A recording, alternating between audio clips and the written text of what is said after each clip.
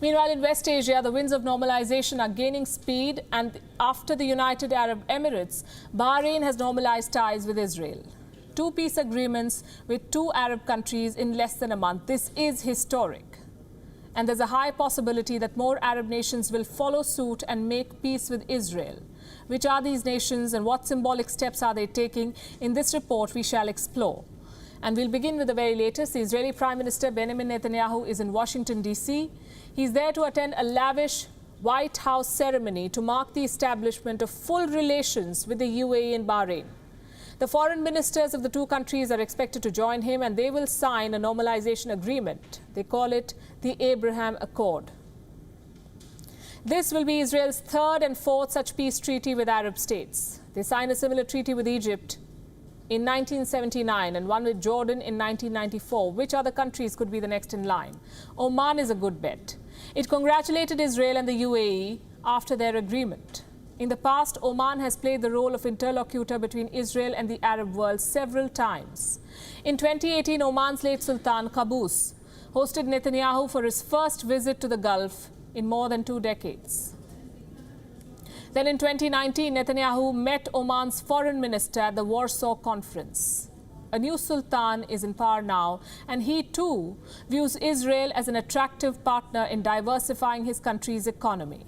Just last month, the US Secretary met with Sultan Haytham bin Tariq in Muscat. Reports say that along with the US, the Sultan is deftly engineering a foreign policy that will accommodate Israel. Muscat's position on the Palestine conflict, much like other Arab states, has always been driven by economic and security interests.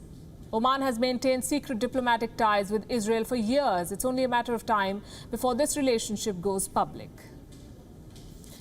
Then we have Morocco. Morocco too has often acted as a mediator between the East and the West.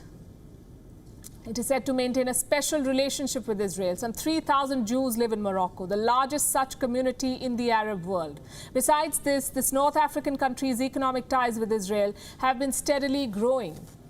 In January this year, Morocco received 3 Israeli drones as part of a $48 million arms deal. And in recent weeks, the Moroccan leadership has praised the Trump administration's peace plan. So don't be surprised if Rabat officially acknowledges the Israeli state. And now for the third Arab country on this list, and this will be huge when it happens. Saudi Arabia could recognize Israel. Look at the developments. The Sheikhdom has been taking small but symbolic steps. First, it opened its airspace for all commercial flights between the UAE and Israel. A significant step that not only cuts down on the flying time, but also the animosity between the two sides. And this weekend, King Hamad of Bahrain sent a letter to King Salman of Saudi Arabia. The headline is on your screen. The Saudi foreign minister received the letter from Bahrain's ambassador in Riyadh. The two men are said to have discussed, quote-unquote, international developments of common interest. Wonder what they were. But the biggest development has been this. The Imam of Mecca's Grand Mosque being accused of justifying normalization of ties. A recent sermon at the Grand Mosque has caused quite a stir in the kingdom and on social media. It is being seen as a prelude to Saudi Arabia recognizing Israel. This will be the most significant, even most controversial acknowledgement by an Arab nation. The Saudis, as you know, are the de facto leaders of the Islamic world. They're the guardians of Islam's holiest sites, Mecca and Medina. Saudi Arabia recognizing a Jewish state will be a turning point in Arab-Jew relations. But none of this has impressed the people of Israel. It's a seminal moment for Israel. Their Prime Minister Benjamin Netanyahu is set to sign the peace accord at the White House, but he may not be able to save his political career because despite such tremendous foreign policy breakthroughs, Israelis are unhappy with him. As Netanyahu departed for Washington, D.C., he was greeted by hundreds of demonstrators outside the Ben Gurion airport. These protesters called for his resignation. They want him sacked for his alleged graft offenses and his failure to manage the COVID-19 crisis. Israeli citizens are angry with their prime minister. So are some in the political establishment. Yaakov Litzman, Israel's former health minister and the current housing minister, has resigned.